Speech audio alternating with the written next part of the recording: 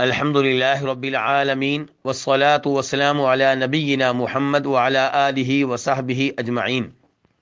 ایک بہن اور کئی ایک بھائیوں کے سوال کا خلاصہ اور مفہوم یہ ہے کہ اگر کسی کے رمضان کے چند روزے کسی شرعی عذر کی وجہ سے رہ جائیں، مثال کے طور پہ حیض کی وجہ سے رہ جائیں، اور وہ رمضان کے بعد ان روزوں کی قضا ادا نہ کر سکے حتیٰ کہ آئندہ رمضان آ جائے، تو اب اس کے لیے کیا حکم ہے؟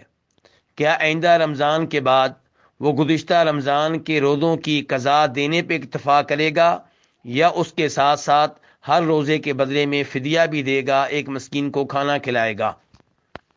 تو گزارش یہ ہے کہ اس مسئلے میں علماء کرام میں اختلاف ہے کہ کیا قضا دینا کافی رہے گا یا قضا کے ساتھ ساتھ فدیہ بھی واجب ہے۔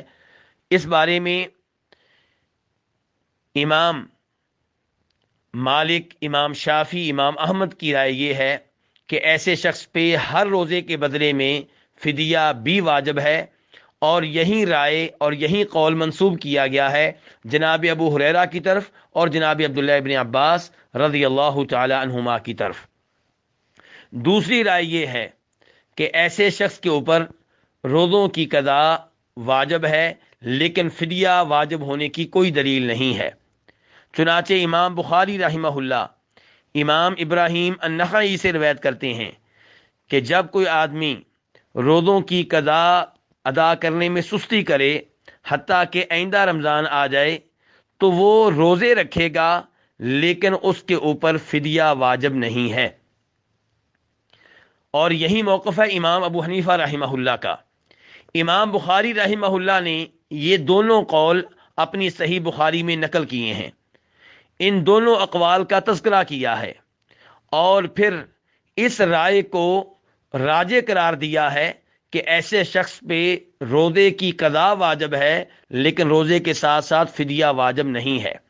چنانچہ امام بخاری فرماتے ہیں وَلَمْ يَذْكُرِ اللَّهُ الْإِطْعَامَ إِنَّمَا قَالَ فَعِدَّةٌ مِّنْ أَيَّامٍ أُخَرَ، کہ اللہ رب العزت نے قرآن حکیم میں یہ کہا ہے کہ جس کے روزے بیماری کی وجہ سے رہ جائیں، رمضان میں سفر کی وجہ سے رہ جائیں، تو وہ بعد میں دیگر ایام میں ان کی قضا دے، اور جو روزے رہ گئے تھے ان کی تعداد کو پورا کرے۔ اللہ نے یہاں پہ فدیے کا تذکرہ نہیں کیا، ایک مسکین کو کھانا کھلانے کا تذکرہ نہیں کیا۔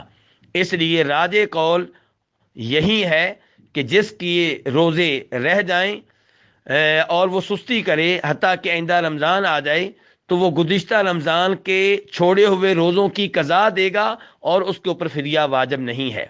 لیکن یہاں پہ یہ تنبیہ نہایت ضروری ہے کہ رمضان کے روزوں کی قضا کے معاملے میں سستی کرنا خطرے سے خالی نہیں ہے۔